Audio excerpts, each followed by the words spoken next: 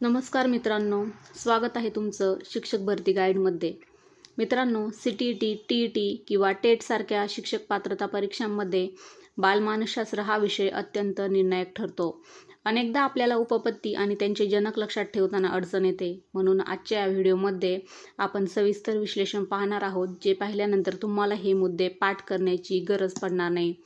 Video शेवटपर्यंत नक्की पहा, कारण प्रत्येक प्रश्नासोबत आपण एक महत्त्वाची ट्रिकसुद्धा पाहणार आहोत. चला तर मग सुरू करूया. TET बालमानसशास्त्र मागील 10 वर्षातील प्रश्नांचे सविस्तर विश्लेषण. PYQ भाग 1. प्रश्न 1 हा TET 2013 मध्ये विचारलेला प्रश्न आहे. खालीलपैकी कोणता घटक अध्ययनावर परिणाम करणारा सर्वात महत्त्वाचा अंतर्गत घटक आहे? घरातील वातावरण, शाळेतील सोयीसुविधा, विद्यार्थ्यांची अभिरुची, शिक्षकाची अध्यापन पद्धती.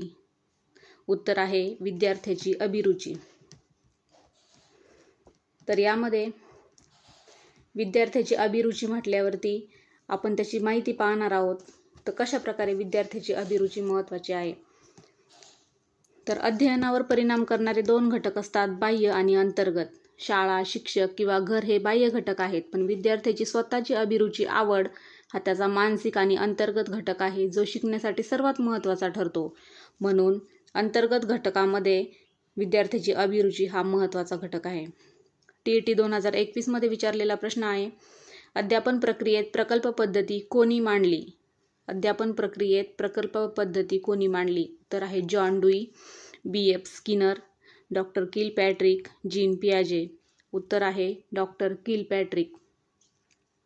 प्रकल्प पद्धतीचे जनक डॉक्टर किलपॅट्रिक आहेत. ही पद्धत कृतीद्वारे शिक्षण या तत्वावर आधारित आहे.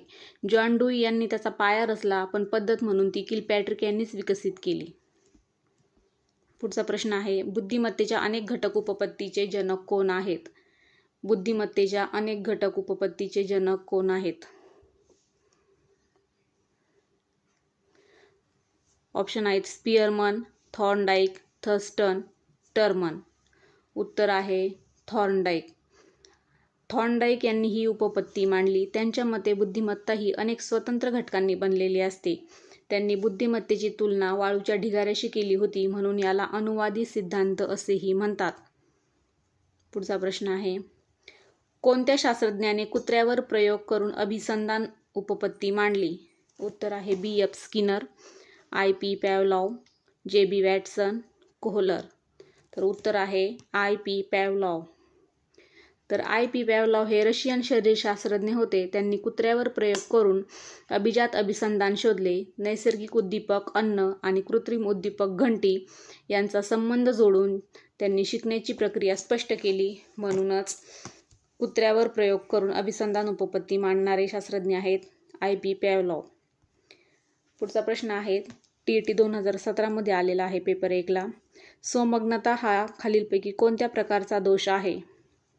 शारीरिक दोष, संप्रेषणात्मक दोष, दृष्टीदोष, अस्थिव्यंग दोष.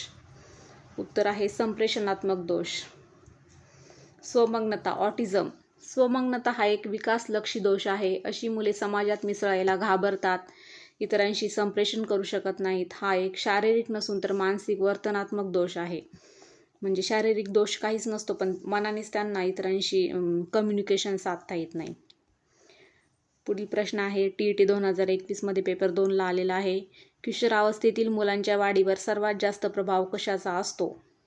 उत्तर आहे पर्याय आहेत कुटुंब, शेजारी, समवयस्क. तर इथं प्रिंटिंग मिस्टेक झालेली आहे, उत्तर दिलेलं नाही आहे.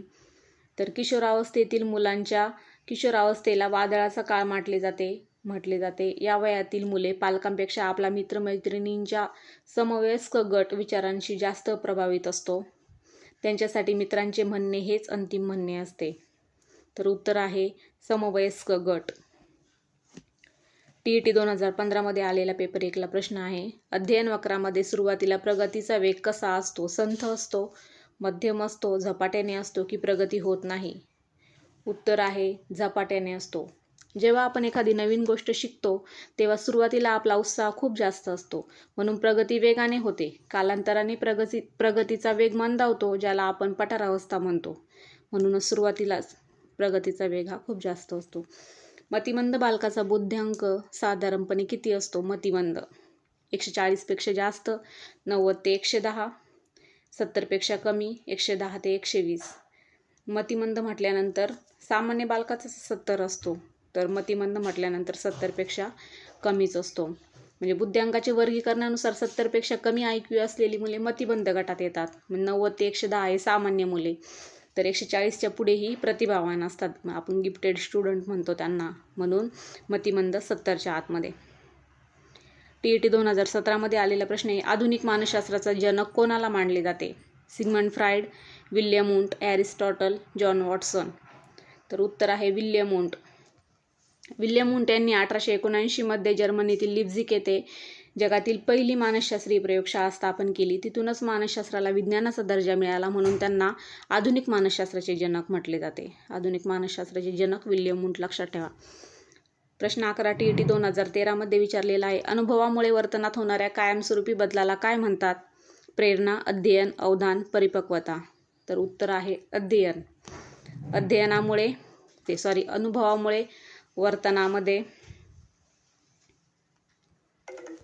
अनुभवामुळे वर्तनामध्ये होणाऱ्या कायमस्वरूपी बदलाला अध्ययन म्हणतात. TET 2012 प्रश्न विचारलेला आहे, ते TET 2017 प्रयत्न प्रमाद ही अध्ययन उपपत्ती कोणाशी संबंधित आहे? प्रयत्न प्रमाद ही अध्ययन उपपत्ती कोणाशी संबंधित आहे? Thorndike, Kohler, Pavlov, Skinner. तर उत्तर आहे थॉर्नडाईक. अध्ययन म्हणजे केवळ माहिती मिळवणे म्हणजे अध्ययन नव्हे, तर मानसशास्त्राच्या भाषेत सांगायचे तर अनुभव आणि सरावामुळे माणसाच्या वर्तनात जो कायमस्वरूपी बदल होतो त्यालाच अध्ययन म्हणतात. हे वरचं झालं. आता प्रयत्न प्रमाण अध्ययनाची उपपत्ती कोणाशी संबंधित आहे? तर उत्तर आहे थॉर्नडाईक. 13 TET 2021 विचारलेला प्रश्न आहे, मानसशास्त्रातील अभिजात अभिसंधान ही उपपत्ती कोणी मांडली? ऑप्शन आहे थॉर्नडाईक, स्किनर, पॅव्लॉव, बांदुरा. उत्तर आहे पॅव्लॉव.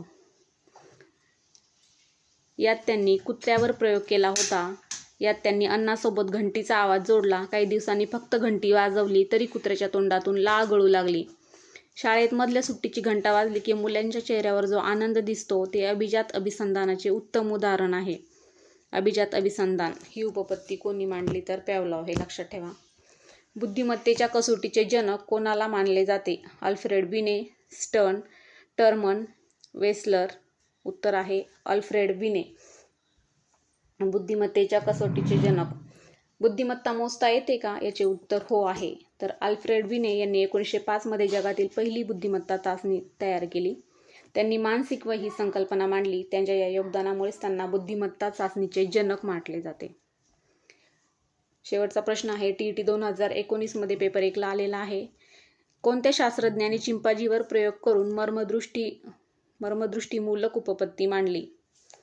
Watson, Kohler, Skinner, Thorndike. उत्तर आहे कोहलर. तर शेवटचा आणि महत्त्वाचा प्रश्न आहे हा, त्यांनी सुलतान नावाच्या चिंपांजीवर प्रयोग केला होता. तेव्हा एखादी समस्या सोडवतो आणि अचानक आपल्याला अरे हो हे असे करायचे असा विचार येतो, तेव्हा आपण त्याला मर्मदृष्टीमूलक उपपत्तीचा वापर केला असं म्हणतो. हा कोणताही योगायोग नसून ती बुद्धीने लावलेली मर्मदृष्टी आहे. तर उत्तर आहे कोहलर.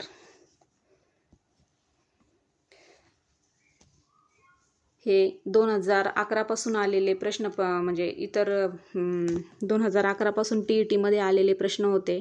जर प्रश्न आवडले असतील तुम्हाला तर चॅनलला लाईक, शेअर, सबस्क्राईब करा आणि अशाच प्रकारची माहिती तुम्हाला दर्जेदार माहिती मिळेल या व्हिडिओमध्ये. इतरही व्हिडिओ आपण बनवणार आहोत. तर थँक्यू.